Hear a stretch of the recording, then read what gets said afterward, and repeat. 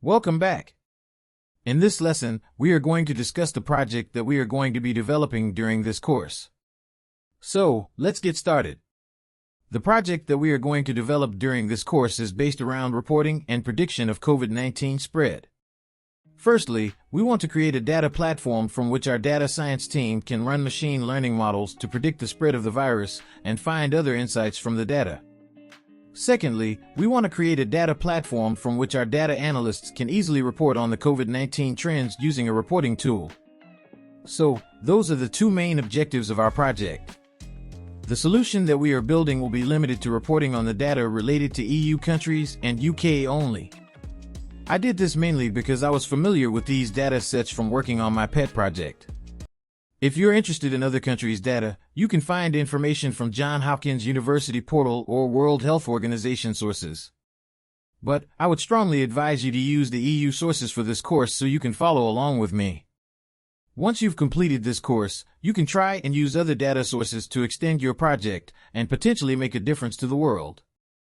The data lake that we build will be populated with details about the confirmed COVID-19 cases on a daily basis, the unfortunate mortalities as a result of COVID on a daily basis, the hospital admissions, and ICU cases.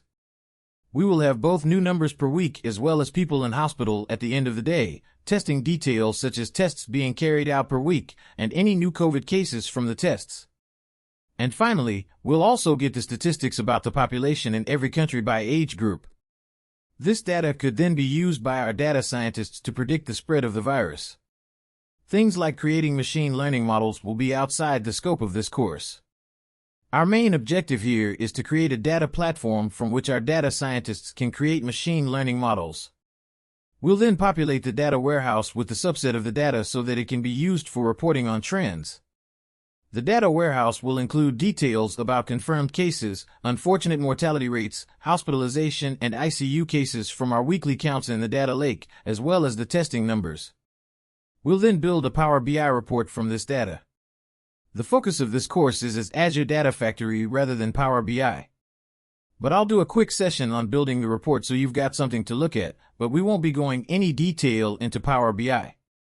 As I said, the solution we are building will be specific for European countries only.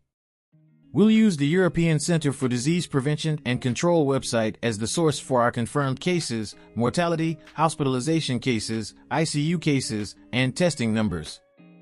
And we'll use the Eurostat website for population by age data. Hope this has given you an initial idea of the project. I'm intentional that I haven't added more details to this. I'll add more details as we go along so that it makes more sense to you.